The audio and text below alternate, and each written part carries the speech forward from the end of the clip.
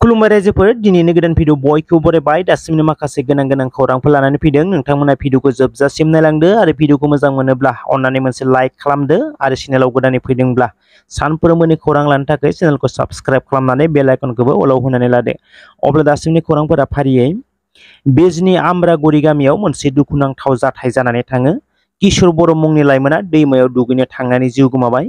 किशोर बर'आ बिजनी आमरागुरि गामिनि कलाराम बर'नि सासेल' बिसाज्ला होनना मोनथिनो मोन्दों। थांनाय 14 जुलाइ खालि दैमायाव दुगैनो थांदोंमोन नाथाय दैयाव गबनानै दुखुनांथावै जिउ गोमाबाय। मोनथिनाय बायदिब्ला फैगौ 27 आगस्टआव गोदानै साख्रियाव जयनिं जानो गोनांमोन किशोर बर'आ। दिल्लीयाव टेकनिकेल अफिसारनि एपइन्टमेन्ट मोनबायमोन किशोर बर'आ। फैगौ आगस्टनि 27 अक्ट'आव साख्रियाव जयेन जानो थांनो गोनांमोन नाथाय बुंस'हायै दुखुनि बाथ्रा साख्रियाव जयेन जानो मोनासै अबथिरायै जिउ गोमालांबाय किशोर बर'आ। क'क्राझाराव खास्रि बिस्रि बुथारनाय जाथाय क'क्राझार शान्तिनगर वार्ड नं 3 आव मनक साहा मुंनि सुबुङा गावनि बिखुनजो आरो बिबोनांखौ गोबौ हाथियारजों गाग्लोबनानै जिउ फोजोबदों। मोनथिनाय बायदिब्ला मानक साहाया मुंनि दुथां सुबुङा माखासे दानफोरनि सिगां तितागुरिनि सासे बर' आइजोखौ दोनखारलांदोंमोन। जाउनाव बिनि बिसि दीपिका मालिकआ फिसायनि बेफोरबायदि आखुखौ नुनानै फिसायखौ नागारदोंमोन। माखासे सानफोरनि उनाव मानक साहाया बिसिखौ लांफिननो नाजाबाय थादोंमोन नाथाय हिनजावसानि नखर आरो बिनि बिसि दीपिकाया राजि जायैयाव बिखुनजो कल्पना मालिक आरो बिबोनां दीपशिका मालिकखौ गोबौ हाथियारजों गाग्लोबनानै जिउ फोजोबदों। जाथायखौ खोनानानै एमएलए लरेन्स सिसलादिया जाथाय जानाय जायगासिम थांनानै खौरां लाहैदों आरो बुथारजानाय कल्पना मालिक आरो दीपशिका मालिकनि गोथै देहाखौ नायबिजिरनो थाखाय क'क्राझार पुलिसआ लानानै थाङो। रायजोआव गोबां सुबुंफोरानो आयुष्मान बिथांखिनि गेजेरजों फ्रि फाहामथाय लानो मोनगासिनोमोन नाथाय मोनसे बिग ब्रेकिं आयुष्मान बिथांखिखौ हरखाबै बन्द खालामना होबाय होनना मोनथिनो मोन्दों। Lower Assam hospital and research सेन्टारनि सासे मावख'गिरिया फोरमायना होदों आयुष्मान बिथांखिखौ हरखाबै बन्द खालामना होनायाव आयुष्मान कार्डजों देहा फाहामसालियाव फाहामथाय लाबाय थानाय गोबां बेरामिफोरा जेंनायाव गोग्लैनो गोनां जादों होनना फोरमायदों। रायजोआव गामि गामि लामा सामा बयनिबो नखराव गोरलै रां खामायनो थाखाय गोबां सुबुंफोरा हांगो दोंगो जेराव 6,000 डिप'जिट खालामोब्ला सानसेयाव 500-600 रां हाबो। मख'नो गोनांदि YBY अनलाइन ट्रेडिं एप्सआ रायजोआव उन्दै गेदेर बयनियावबो मोनसे गाज्रि गोहोम गोग्लैनायखौ नुनो मोन्दों। जाउनाव बे गाज्रि गोहोमा माखासे आफादफोरनि नोजोराव गोग्लैदों। दुलाराय आसाम आयेन फरायसा आफादा बेनि सायाव गोख्रों नोजोर होनायखौ नुनो मोन्दों आरो बेफोर नंखाय एप्सफोरनि सायाव आसाम सरकारखौ नोजोर होनानै बन्द खालामनांगौनि गोख्रों दाबि खालामदों दुलाराय आसाम आयेन फरायसा आफादा। सादार्न एक्स इन डिबिनि फाइनेल हियारिं मैया 25 जुलाइआव जानो गोनांमोन। गोबां रायजो राजाफोरा नेनानै दंमोन मा जामारगोन बिथांमोननि खौराङा। बिथांमोननि नखरफोरा नेनानै दङमोन। मख'नो गोनांदि बिथांमोननि जोबथा बिजिरनाय जागोन होननानै गोबांबार केन्सेल जाबोबाय थानायखौ नुनो मोनबोगासिनो दङ। दुखुनांथाव बाथ्रादि बे बारावबो केन्सेल जाबावबाय बिथांमोननि हियारिं जानो गोनाङा। दिल्लीनिफ्राय मोनसे खौरां फैदों जारिमिनारि सान जागोननि मोनसे खौरां फैदों। बिटिआरखौ लाफानानै नर्थ इस्टआव थानाय गासैबो 6 शिड्युलनि जेंनाफोरनि सायाव दिल्लीयाव मिरुनि नखर मन्थ्रि अमित शाहजों सावरायहैदों बिटिआरनि सीएम प्रमद बर', एबसुनि दैदेनगिरिफोर आरो गासै 10टा 6 शिड्युलनि दैदेनगिरिफोरा लोगोसेयै दिल्लीयाव थांनानै नखर मन्थ्रि अमित शाहजों सावरायहैदों। मिरु एबसुनि लोगो आफादगिरि खोरोमदाव औवारिया फोरमायनाय बायदिब्ला नर्थ इस्टआव थानाय 6 शिड्युलनि जेंनाफोरखौ बोस्रांनो खोथा होदों मिरु नखर मन्थ्रि अमित शाहआ। 1 दाननि गेजेराव 6 शिड्युलनि जेंनाफोरखौ बोस्रांनायनि खामानिखौ मावफुंनो खोथा होदों होननानै फोरमायदों मिरु एबसुनि लोगो आफादगिरि खोरोमदाव औवारिया। इउपिपिएल राजखान्थियारि हान्जानि नेहाथारि राजु नार्जारि बिथाङाबो बे आयदानि सायाव माखासे बाथ्रा बुंनायखौ नुनो मोन्दों। नोंथांमोना बे भिडिअखौ नायनानै लाग्रोदो।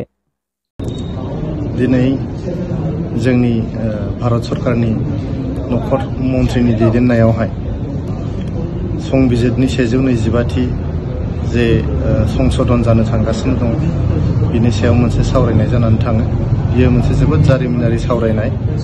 जारिमिनारि बेनि थाखायनो गिबि खेबनि थाखाय जोंनि सा सानजा भारतनि 10था 6थि फारिलाइयाव थानाय काउन्सिलफोरनि जेसेबां चिफफोर दङ बिथांमोनखौ लानानै दिनैनि बे मेला जानानै थाङो आरो बे मेला जोबोद माने फ्रुटफुल जोबोद मिनिंफुल आरो इफेक्टिभ मोनसे मिटिं जानानै थाङो। बे मेलावनो मोनसे थांखि लानाय जायो जे 125थि जे जोंनि भारतनि संबिजिरखौ सोदांनो थांगासिनो दङ, जोंनि 6 शिडिउल काउन्सिलफोरखौ गोख्रोंसिन खालामनो, इफेक्टिभसिन खालामनो, बे काउन्सिलफोरनो बांसिन गोहो होनो जे 125थि जोंनि भारत संबिजिरनि सोदांनाय जे प्रप'ज खालामनाय जादों, बे प्रप'ज खालामनाय सोदांनायनि जे हाबाफारि बेखौहाय गोख्रोङै लांनो आरो थाबैनो फोजोबनो थाखाय मोनसे कमिटि बेखौ दानायनि दिनै थांखि लानाय जायो। बे थांखिखौ सासे मिनिस्टार अफ स्टेट हम दैदेनगोन, लोगोसे जइन्ट सेक्रेटारि सानै बेवहाय मेम्बार थागोन।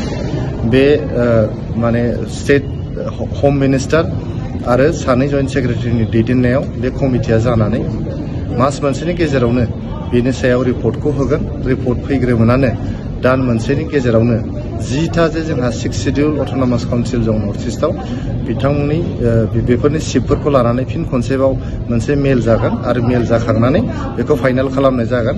फाइनाल खालामखांनानै फैगौ जे जोंहा पार्लियामेन्ट सेसन दङ, बे पार्लियामेन्ट सेसनावनो बेखौ पास खालामगोन होननानै जोंनि भारतनि नखर मन्त्रि मानगोनां अमित शाह बिथाङा दिनै थांखि माने दैखाङो आरो बयनोबो बे एसुरेन्सखौ होनानै दिनैनि मेला जोबनानै थाङो। बेनि थाखायनो जोङो दिनै भारत हादरनि जोंनि जे गाहाय मन्त्रि नरेन्द्र मदि बिथांखौ जोङो गोजोननाय होदों, बिथांनो जों थेंक इउ होदों। बिथांनि दैदेननायावनो दिनै जोंनि बर' माहारिनि जेंना जेंगोनाफ्रा माने जोबस्रांनो थांगासिनो दङ। जोंनि बिटिआर काउन्सिलनि गोबां जेंना जेंगोना बियो जोबनो थांगासिनो दङ आरो जोंनि बिटिआरजों लोगोसे 10टा जे जोंहा 6 शिडिउल काउन्सिल दङ बिसोरो गोबांसिन गोहोम मोननो थांगासिनो दङ। डाइरेक्ट फाइनान्सिं बिथांमोना मोननो थांगासिनो दङ। दा गोबां बेबायदिनो बेनिफिट मोननो थांगासिनो दं नैबे माने संबिजिरनि 125थि सोदांनायनि गेजेरजों। बेनि थाखायनो जोङो गोसो गोरबोनिफ्राय जोंनि भारतनि गाहाय मन्त्रि नरेन्द्र मदि बिथांखौहाय गोजोननाय बावहरदों। जोंनि भारतनि नखर मन्त्रि अमित शाह बिथांखौ गोजोननाय बावहरदों। लोगोसे जोंनि आसामनि गिबि मन्त्रि डक्टर हिमन्त बिश्व शर्मा बिथाङा गोबां हेफाजाब होदों बे प्रसेसआवहाय, बिथांनोबो जों गोजोननाय बावहरदों। दिनै गोदान दिल्लीयाव दिनै जों बिटिआरनि मानगोनां चिफ प्रमद बर' बिथांनि दैदेननायाव गासै नर्थ इस्टआव थानाय 10टा 6 शिडिउल काउन्सिलनि दैदेनगिरि एबा CEM बिथांमोनखौ लाफानानै आरो त्रिपुरानि प्रद्युत देब बर्मा बिथांखौ लाफानानै भारतनि नखर मन्त्रि मानगोनां अमित शाह बिथांखौ पार्लियामेन्टआव लोगो हमनाय जायो।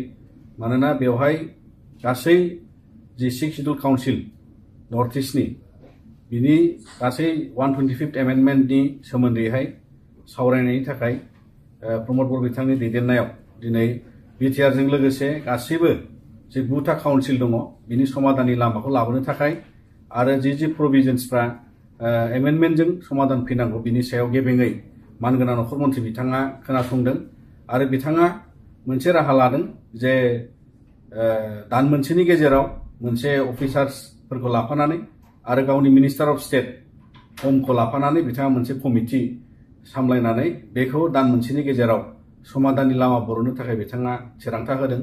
आरो बेबादिनो दिनै जों आसा खालामो जे फैबाय थानाय समाव बे गासै जे 6 शिडिउलनि आरो बेसेबां नर्थ इस्टआव थानाय जे काउन्सिल्सनि एकर्ड जालांनायजों लोगोसे बयनावबो जि समाधाननि लामा एमेन्डमेन्टनि दारै 125नि दारै फैनांगौ, बेयो मोनसे राहा जासिगोन।